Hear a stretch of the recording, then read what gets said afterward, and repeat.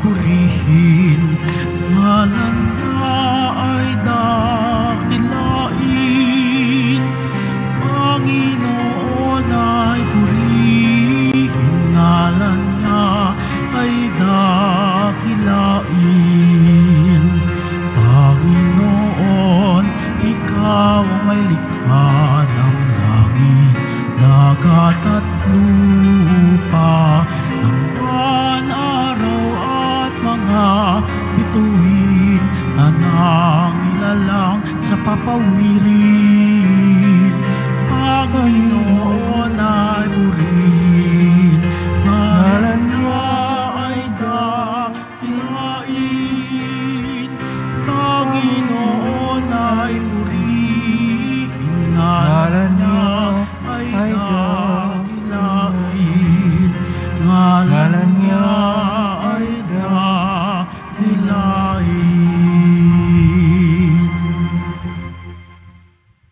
Sa ngalan ng Ama at ng Anak at ng Espiritu Santo. Amen. Ang pagpapala ng ating Panginoong Jesucristo, ang pag-ibig ng Diyos Ama, at ang pagkakaisa ng Espiritu Santo naway sumainyong lahat. At sumaiyo rin. Mga kapatid, nasa Lunes tayo ng ika-29 na linggo ng pangkaraniwang panahon sa unang taon ng ating pagdiriwang. Sama po natin sa misa natin ngayon ang mga intensyon para sa araw ngayon. Ang inyong mga intensyon kayong narito sa loob at sa labas ng Basilica Minor at Pambansang Dambana ni Jesus Nazareno. Ang mga intensyon naman ay kaisa sa atin sa pangitan ng live streaming through Facebook Live, YouTube, at iba pang social media dito sa ating bansa at iba't ibang dako ng mundo. Ang mga intensyon ng mga nakross-posting ng mga chapels, groups at communities. Idagdag rin natin ang ating intensyon para sa kapayapaan sa buong mundo, lalo tigit na sa Ukraine at sa Israel. At para sa matagumpay na paglalakbay bilang simbahang sinudan. Mga kapatid, sa sulat ni San Pablo sa taga-Roma, kanya pong ipinapahayag, gaya ng si Abraham ay pinagwalang sala dahil sa kanyang matibay na pananalig, tayo rin ay pinagwalang sala dahil sa ating pananalig sa Diyos sa pamagitan ng ating Pong Hesus Nazareno, nag-alay ng kanyang buhay upang tayo iligtas. Sa ating Ebanghelyo ni San Lucas, pinaalalahanan tayo ng Panginoon na ang kayamanan ng mundo o amang material na kayamanan ay hindi magliligtas. Kailangan natin ang kayamanang makalangit at makadiyos upang tayo ay magkaroon ng buhay na ganap at ikasyasya. Sa buhay natin, kung minsan nakatuon tayo sa mga material, mga pangkabuhayan upang ekonomiya na mga seguridad sa buhay. Nakalimutan natin na mas malaki ang ating ugnayan dapat sa Diyos, na siyang tunay na magliligtas sa atin, na siyang magbigay sa atin ng buhay ng kanapikasya. At dahil sa ating mga karupukan at kahinaan, sa kawalan natin ng matibay na panalig sa Diyos at ng gawaing mabuti, tayo nagkasala. Kaya dumulog po tayo sa mga Panginoong nagpapatawad ng lubos. Sinubong tagapagpagaling sa mga nagsisisi, Panginoon, kaawaan mo kami. Panginoon, kaawaan mo kami. Dumating na tagapag-anyayang mga makasalanan ay magsisi, Kristo, kaawaan mo kami. Kristo, kaawaan mo kami. Nakaluklok ka sa kanan ng Diyos Ama para ipamagitan kami, Panginoon, kaawaan mo kami. Panginoon, kaawaan mo kami. Kaawaan tayo na makapangyarihang Diyos. Patawarin tayo sa ating mga kasalanan at patnubayan tayo sa buhay na walang hanggan. Amen. Manalangin tayo. Ama naming makapangyarihan, gawin mong lagi naming matapat na sundin ang loob mo, upang kami wagas na makapaglingkod sa iyo. Sa pangitan ni Jesucristo kasama ng Espiritu Santo, magpa sa walang hanggan. Amen. Magsiupo po ang lahat. Pagbasa mula sa sulat ni Apostol San Pablo sa mga taga-Roma. Mga kapatid, hindi nag-alinlangan si Abraham sa pangako ng Diyos, kundi lalo siyang tumibay sa pananalig at pinuri niya ang Diyos. Lubos siyang nanalig na matutupad ang kanyang pangako. Kaya't dahil sa kanyang pananalig, siya'y pinawalang sala. Ngunit ang salitang pinawalang sala ay hindi lamang para sa kanya, kundi para rin sa atin. Tayo'y pinawalang sala dahil sa ating pananalig sa Diyos na muling bumuhay kay Jesus na Panginoon natin. Ipinapatay siya dahil sa ating mga kasalanan at muling binuhay upang tayo'y mapawalang sala. Ang salita ng Diyos. Salamat sa Diyos. Poong Diyos ay purihin, nilingap niya ang Israel. Poong Diyos ay purihin, nilingap niya ang Israel. Nagpadala ang Diyos sa atin ng isang makapangyarihang tagapagligtas mula sa lipi ni David na kanyang lingkod. Ipinangako niya sa pamamagitan ng kanyang mga banal na propeta noong una. Poong Diyos ay purihin, nilingap niya ang Israel. Na ililigtas niya tayo sa ating mga kaaway at sa kamay ng lahat ng napopoot sa atin. Ipinangako rin niya na kahahabagan ang ating mga magulang at aalalahanin ang kanyang banal na tipan. Poong Diyos ay purihin, nilingap niya ang Israel.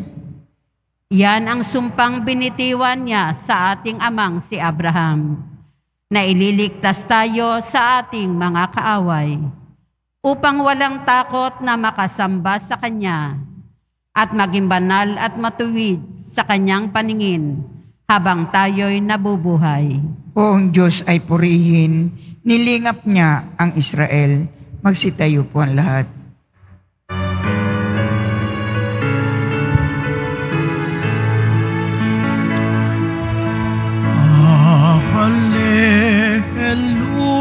Hallelujah, hallelujah,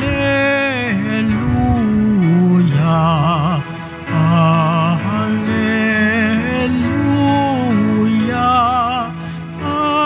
hallelujah.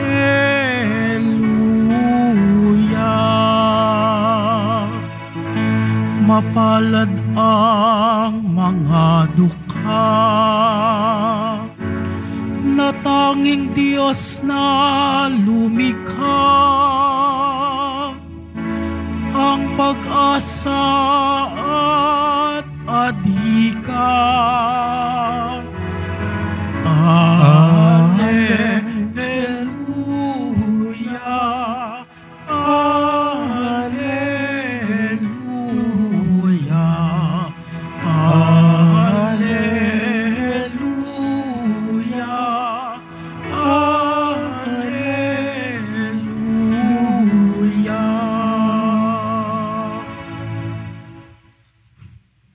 Sumainyo ang Panginoon. At sumayo rin.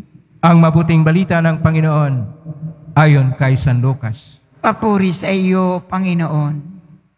Noong panahong iyon, sinabi kay Jesus ng isa sa mga tao, Guro, iutos nga po ninyo sa kapatid ko na ibigay sa akin ang bahagi ko sa aming mana. Sumagot siya, Ginoo, sino ang naglagay sa akin bilang hukom o tagapaghati ng mana ninyo?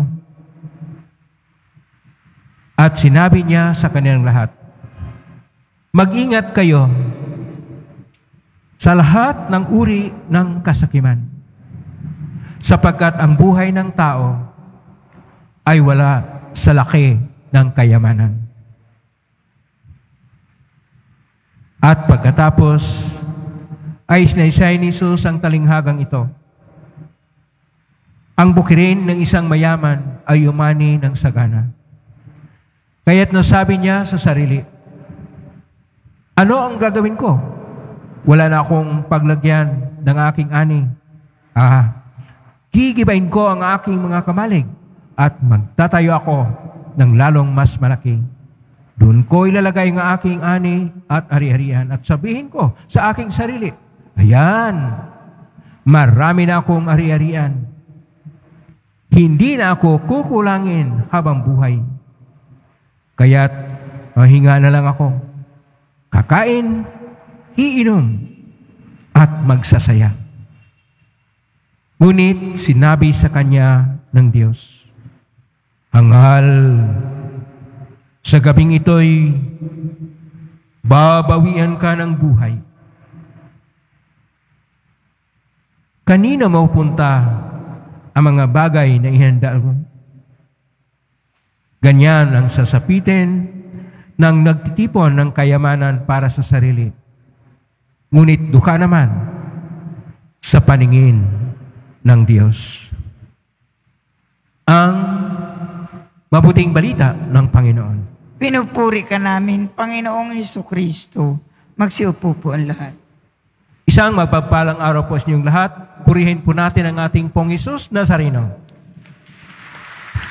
Nasa Lunes tayo na ika-29 na linggo ng karaniwang panahon sa unang taon ng ating pagdiriwang. At ngayon po, ang ating tema ay tungkol sa ano ang tunay na kayamanan. Kuminsan, dahil sa pangangailangan, o dili kaya dahil sa mga inaasam-asam o lagi nating kinakailangan, nakikita natin ang importansya ng mga material na bagay, ang kayamanan, ang pagkain, ang bahay, ang lupa, lahat ng mga masasabi nating makamundo na mga material na seguridad o seguridad pangkabuhayan o economic security. Pero sa ating mga pagbasa ngayon, tayo ay tinuturuan ng iba. Hindi ang mga ito ang siyang maghatid sa atin ng saysay at kabuluhan sa buhay at lalo't higit pa ng kaligtasan. Ang tunay na magliligtas sa atin ay hindi ang economic security o pangkabuhayang material na seguridad dito sa mundo. Gaano man natin ito kinakailangan, ito man ay tinuturing natin mga batayang karapatan ng bawat tao na ayon pa sa United Nations, isa sa pinakamalaga na karapatan ng tao, ang kanyang pagkain at ang kanyang kabuhayan. Pero dito sa pagtuturo ngayon, sa araw ngayon, ang mahalaga ay ang pagtitipon ng kayamanan sa kalangitan na ayon sa kalooban ng Diyos at siyang magliligtas. Kaya ang ating unang pagbasa mula sa sulat ni San Pablo sa Taga-Roma, Kapitulo 4, verso 20 hanggang 25. Tayong lahat ay pinagwalang sala gaya ni Abraham dahil sa pananalig. Ang pananalig ay hindi material na bagay. Ang pananalig ay napapahayag sa ating pakibahagi ng mga material na bagay na kinakailangan ng mga taong nahihirap, ng mga taong nangailangan, ng mga taong mga dukha. Gaya ng halimbawa, ang mga hindi makakain at kulang ng pagkain kapag tayo nagbahaginan at tayo'y nagbahagi sa kanila ng mga nagugutom. Ito ay pagpapahayag na ng pananalig. Kapag tayo naman ay namumuhay na sinasabi na marami na pong nagawa ng mga espiritual na bagay, mga dasal, mga debosyon at iba pa. Ngunit hindi naman tayo nagmalasakit sa kapwa, hindi naman tayo tumutulong sa kinakailangang ibigay na tulong sa kapwa, kulang pa rin ang ating pag-impok ng kayamanang makalangit. Dito po sa ating Ebanghelyo ni San Lucas, Kapitulo 12, verso 13 hanggang 21, ang ating Panginoon ay nilapitan ng isa sa mga kapatid upang tutulong ang Panginoong Hesus na magkaroon ng makatarungan na bahaginan sa mana. Itong pagbahaginan sa mana ay nariyan na problema. Wala pa si Abraham, nariyan na ang problema. Dumating ang ating Panginoong Hesus, nariyan na ang problema. Hanggang sa kasalukuyang panahon, nariyan pa rin ang kanyang problema tungkol sa material na bagay at kayamanan at kung paano magkaroon ng makatarungan na pagbabaginan sa lahat ng tao. Nagkaiba-iba na ang mga pamalaan, nagkaiba na ang mga tinatawag na kapangyarihang makalupa, nariyan pa rin ang batayang suliranin ng kabuhayan at ng pagtugon sa pangangailangang batayan ng tao gaya ng pagkain, bahay, lupa, trabaho at iba pa. Sa panahon ng lumang tipan, mayroon po silang tinatawag na pagbibigay ng mana na doble sa panganay.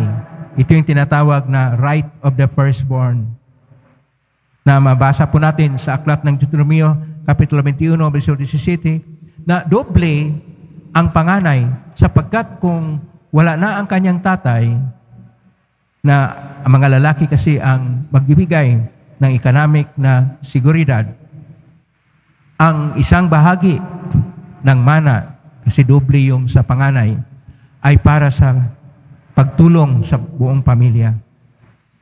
Pero hindi pa rin umubra ang mga ganon dahil iba't iba ang paghangad ng kasakiman ng tao at maraming naghahangad sa kanilang pangsarili na mga gusto sa buhay.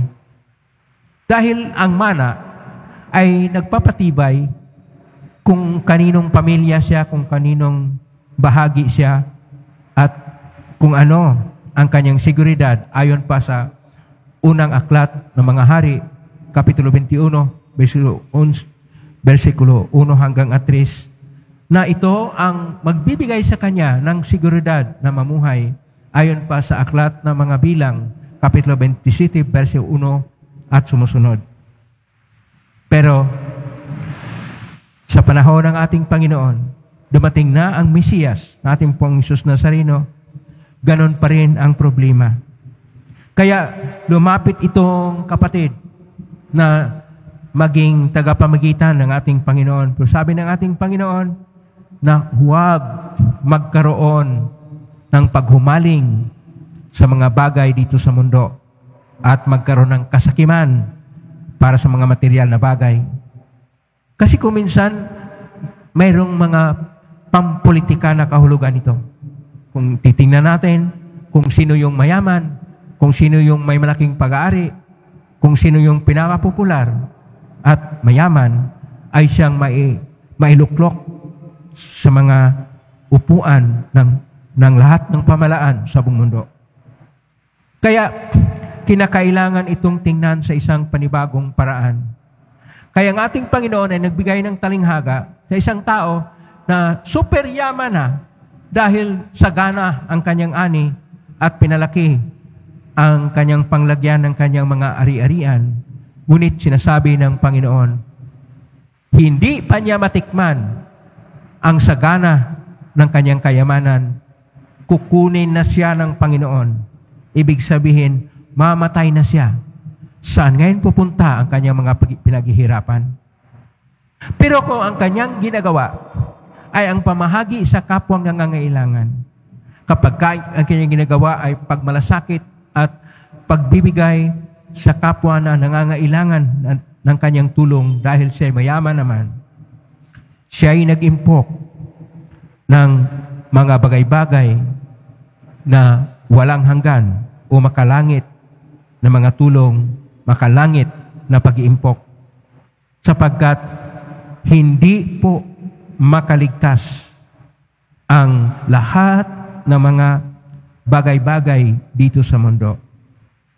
Sapagkat ayon pa sa Karunungan ni Kohelet, Kapitulo 2, versikulo 1 at sumusunod, hindi po makapagbigay saysay ang kayamanan sa mundo sapagkat ito'y lumilipas lamang.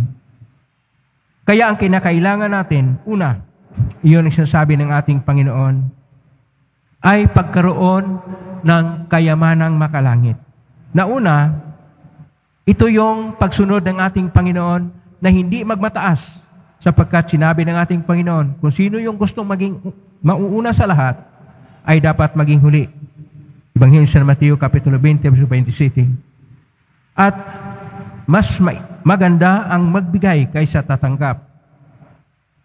Sa Gawaan mga Apostol, Kapitulo 20, at ang pinakadakila ay siyang dapat ang pinakaaba. Ayon pa ng ating Panginoon Hesus sa Ebanghelyo ni San Mateo, Kapitulo 18, verso 4. Sapagkat ang handang mag-alay ng kanyang buhay para sa ating Panginoon ay siyang magkakamit nito. Ebanghelyo ni San Mateo, Kapitulo 10, verso 39, sumusunod. Na ibig sabihin, hindi po makaligtas ang mga bagay-bagay dito sa mundo. Gaano ka man kayaman dito sa mundo, ngunit dukha sa paningin ng Diyos dahil hindi ka marunong makipagkapwa-tao, dahil hindi ka marunong na makibahagi sa nangangailangan. Ikaw ay walang puwang sa puso ng Diyos. Ang kinakailangan natin, magkaroon ng puso ang ating buhay. Habag, awa, at pakipagkapwa-tao ang kinakailangan upang handa tayong tumulong at magbigay sa mga kapatid natin at kapwa nating nangangailangan sa buhay. Sapagkat kung ano ang ginagawa natin sa ating kapwa, ayon pa sa ating Panginoong Hesus sa Ebanghelyo ni San Mateo, Kapitulo 25, verso 40, ito ay ginagawa natin sa Panginoon. Ang ating mabuting gawa sa kapwa ay para sa Diyos. Amen? Purihin natin ang Diyos. Magsitayo po lahat.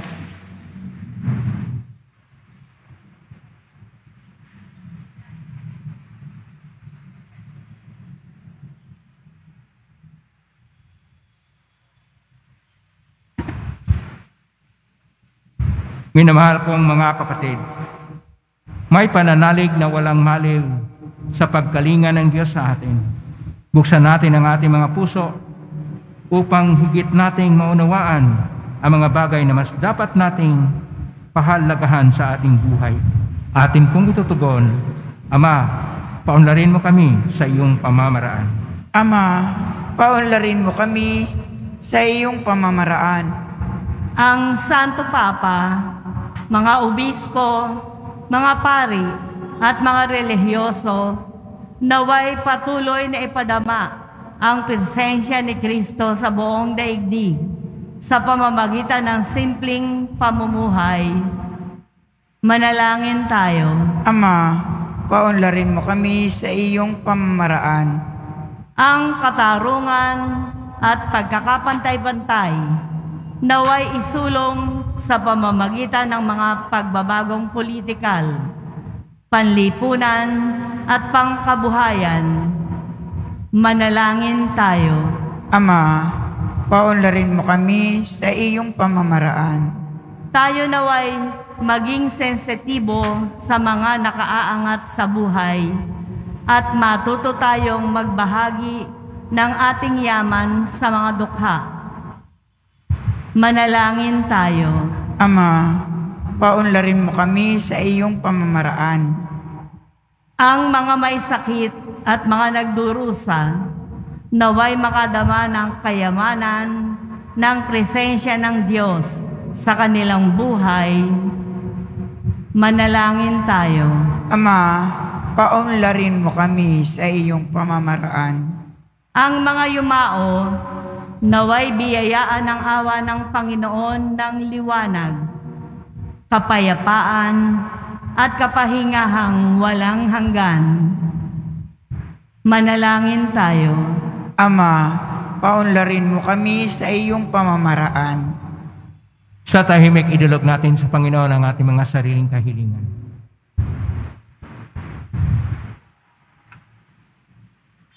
Ama naming Diyos, pinasalamatan ka namin sa iyong napakaraming biyaya sa amin. Tulungan mo kaming may pananagutang gamitin ang aming ari-arian nagmula sa iyo. Ning namin ito sa magitan ni Kristo ang aming Panginoon. Amen. Amen. Magsiupo po ang lahat.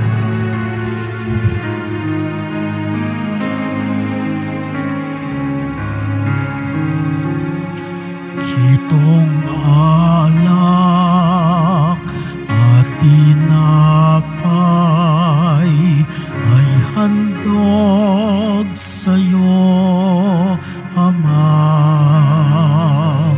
Ito'y bunga ng aming gawang iyong pinagpala. Sumasamo ang iyong bayang, tanggapin iyong baswasan nang sa amin maging tunay na katawan at dugo ng iyong anak. Magsitayo ang lahat. Manalangin niyo kapatid upang paghahain natin ay kalugdan ng Diyos amang makapangyarihan. Tanggapin nawa ng Panginoon itong paghahain sa iyong mga kamay, sa kapurihan niya at karangalan, sa ating kapakinabangan at sa buong sambayanan niyang banal. Ama naming lumikha, ipagkalumong ikaw ay aming kusang mapaglingkuran sa paghahain namin ng mga alay na iyong bigay, upang kami dalisayin ng iyong pagmamahal sa paglingkod namin ngayong ginaganap ang banal na pagdiriwang sa pangitan ni Kristo kasama ng Espiritu Santo, magpa sa walang hanggan. Amen. Sumainyo ang Panginoon. At sumaiyo, Itaas sa Diyos sa inyong puso at diwa. itinaas na namin sa Panginoon. Pasalamatan natin ang Panginoong ating Diyos. Marapat na siya ay pasalamatan. Ama naming kapanito na yung marapat ni kay aming pasalamatan. Pinagbibigyan mong ito'y aming mahihag kahit na ito'y walang anumang madaragdag sa kadakilang sa iyo ay likas. Sa pagpupuri namin ang nakikinabang ang kami rin yung pinakihirapan sa mitan ng anak na minamahal. Kay kaysa namang hel si awit ng papuri sumpay sa kalangitan, kami nagbubunyi sa kadakilaan. Santo, Santo, Santo, Panginoon Diyos ng mga hukbo, napupuno ang langit at lupa ng kadakilaan mo, usana sa kaitaasan. Pinagpala ang naparirito sa ngalan ng Panginoon, usana sa kaitaasan. Magsiluhod po ang lahat. Ama naming banal, ikaw ang bukal ng tanang kabanalan, kasmitan ng Espiritu, manal ang makalob na ito upang para sa amin, maging katawan at tugo ng aming Panginoong Kristo. Bago niya pinagtiisang kusang loob na maging handog, hinawakan niya ang tinapay, pinasalamatan kanya, pinaghati-hati niya yon, iniabot sa kanyang malagad at sinabi, tanggapin ninyong lahat ito at kanin. Ito ang aking katawan na ihahandog para sa inyo.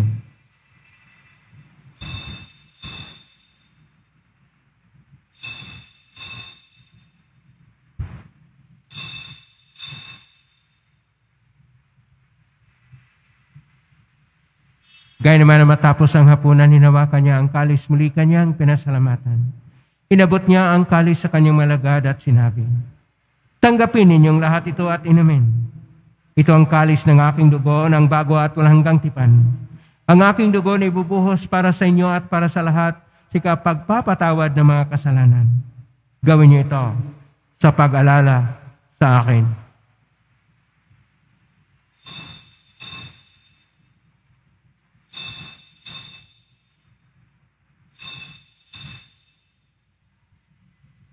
Magsitayo po ang lahat. Ang misteryo ng pananampalataya. Si Kristo'y namatay, si Kristo'y nabuhay, si Kristo'y babalik sa wakas ng panahon. Ama, ginagawa namin ngayon ang pag-alala sa pagkamatay at ng pagkabuhay niya na. Kahit inialay namin sa iyo ang tinapay nagbibigay buhay at ang kalis nagkapaloob ng kaligtasan. Kami nagpapasalamat dahil kami narapat na tumayo sa harap mo para maglingkod sa iyo. Isinasama namin kami magsasalo-salo sa katawan at tugo ni Kristo ay mabuklod sa pagkaisa sa pamagitan ng Espiritu Santo. Ang malingapin simbahang laganap sa buong daigdig. Pususin mo kami sa pag-ibig kaisa ni Francisco na aming Papa at ni Jose na aming Obispo at ng Tanang Kaparian. Alalahanin mo rin mga kapatid naming nahimlay na may pag-asang sila'y muling mabuhay gaya din ang lahat ng mga pumanaw. Kaawaan mo sila at patuloyin sa iyong kaliwanagan. Kawani dapatin kaming lahat na makasalo siyang buhay na walang wakas. Kaisa ng mahal na Birhen Maria na ina ng Diyos, ng kabiyak ng puso niyang San Jose, kaisa ang mga apostol ni San Juan Bautista, ni San Roque, ni San Lorenzo Reyes de Manila, San Pedro Calungsod, at ng lahat ng mga banal na namuhay dito sa daigdig na ang kalugod-lugod sa iyo. May pagdiwang nawa namin ang pagpupuri si karangal mo sa pagitan ni anak na aming Panginoong Hesus-Kristo.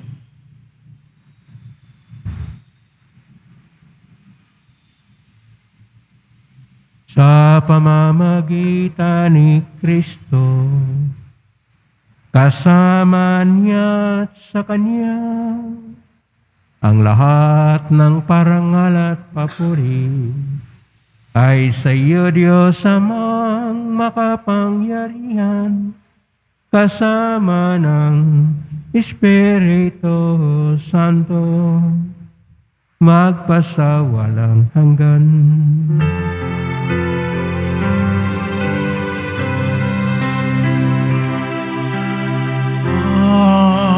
Amen. Amen.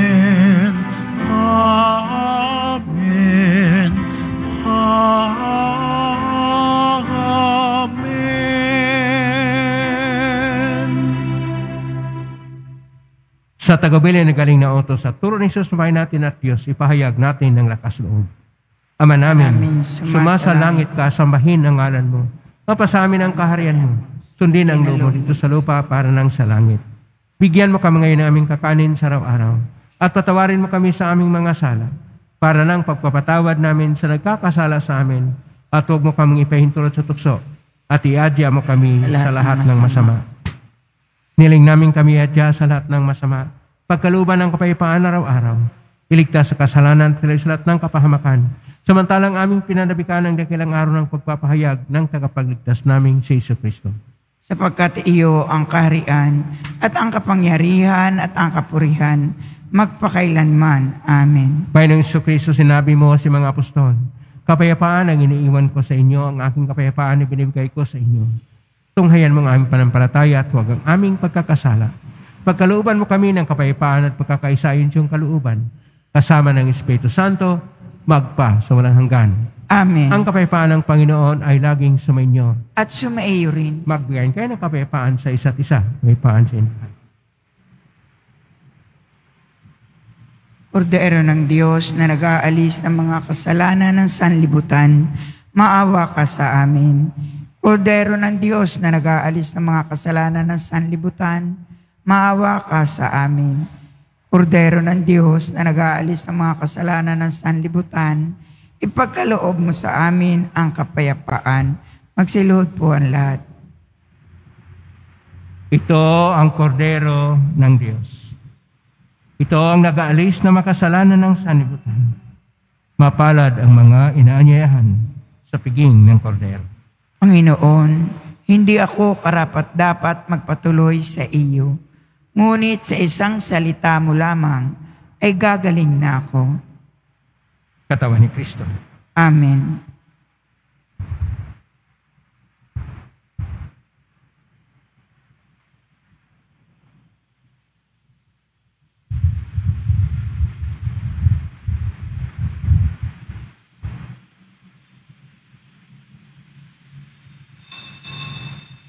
Para sa lahat ng tatanggap ng banal na komunyon, sasagot po tayo ng amen.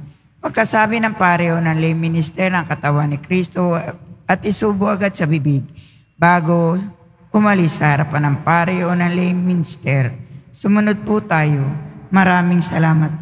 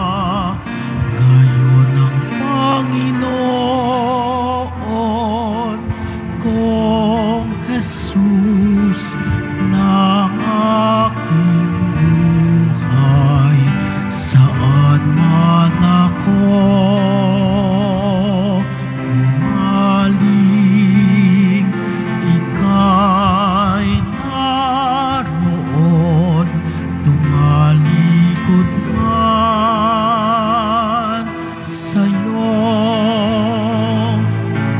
dakilang pag-ibig mo sa akin, natawag at magpapaalala, ako'y iyong ginigiliw at siyang itatapat sa puso.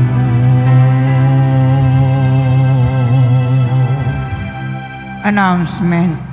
Ang lahat po ay inaanyayahan, lalo na po ang mga ministry, organization, at samahan ng ating simbahan sa ating parish-wide formation sa darating na October 24, Martes, sa ganap na ikapito ng gabi.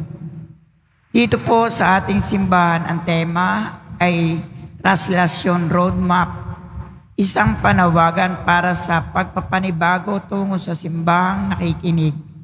Ang ating tagapagsalita sa araw na iyon ay si Reverend Father Jason H. Laguerta, Parish Priest, St. Mary Goretti, Parish UN Avenue, Paco, Manila. Available na po ang ating All Souls envelope. Sa mga nagnanais, maaari kayong kumuha sa malapit sa mga pintuan ng ating simbahan o sa information card. Isulat lamang po ang mga pangalan ng mga kamag-anak, kaibigan, mga kakilalang na mayapa o sumakabilang buhay na. At sa buong buwan ng Nobyembre, ito po ay ating isasama sa lahat ng mga misa na nagaganap sa ating simbahan. Pagkatapos ng misa, wiwisikan po ang lahat ng banal na tubig. Pinakikiusapan ang lahat na manatili lamang muna sa inyong mga lugar, tanging sa Quezon Boulevard o sa Plaza San Juan lamang ang labasan ng lahat. Sumunod po tayo. Maraming salamat po sa inyong pagdalaw at pagsisimba sa Basilica Minor at Pambansang Dambana ni Jesus Nazareno. Magsitayo po ang lahat. Manalangin tayo. Ama naming mapagmahal, gawin mong sa aming banal na pakikinabang kami ngayon ay iyong matulungan at mahubog para mamuhay sa kalangitan. Sa pangitan ni Jesucristo kasama ng Espiritu Santo, magpa sa walang hanggan. Amen. Maraming salamat po sa inyong pakilahok ngayon sa ating Eucharistia o Banal na Misa kinal sa loob at sa labas ng Basilica Minor at Pambansang Dambana ni Jesus Nazareno, ang mga naugnay, iba't ibang social media platform na puspusting sa iba't ibang paraan na inyong panalangin ay dinggay ng pong Jesus Nazareno. Salamat din sa lahat ng mga nagbibigay ng tulong at donasyon sa Quiapo Church o pamakatulong ang Quiapo Church sa kapwa nating mahirap at nangangailangan. Salamat sa lahat ng mga naglilingkod ngayon. Pagpalaan ka lagi ng pong Jesus Nazareno. Sa misa natin ngayon, tinuturuan tayo. Huwag maging maramot, makipagbigay ka at matulungin upang ikay mag-impok ng kayamanang makalangit. Ngayon na po ang pagbasbas. Mayari po lamang itaas bagya ang mga bagay-bagay na pagbasbasan. Sumainyo ang Panginoon. At sumaiyo rin. Mahal na pong Jesus Nazareno, inagbasan ng cross ang walang malo na pag-ibig ng Diyos ang katauhan. Pakinggan ang kalinganan ka na nagsusumamo sa iyo. Makamtan naman nila ang iyong katugunan at tanggapin ang kasagutan ng itang loob na tinatanaw. Basbasan din po ninyo ang mga dalamang imahen, dasalan at mga bagay-bagay. Basbasan ang may mga karamdaman. Sa pangitan ng benisyon nito na may maalala ng pangako ng sa binyag, na ikaw ang naibigin at paglalingkuran bilang Panginoon magpa sa walang hanggan. Amen. Pagpalain ka ng makapangyarihang Diyos, Ama, Anak at Espiritu Santo. Amen. May kang taglay ang kapipan, pag-ibig at pag-asa ng pong Jesus Nazareno. Salamat sa Diyos. Purihin natin ang ating pong Jesus Nazareno.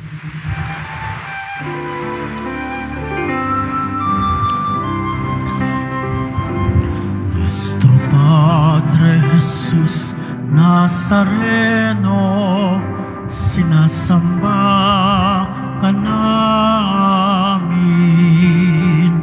pinipintuho ka namin, aral mo ang aming buhay.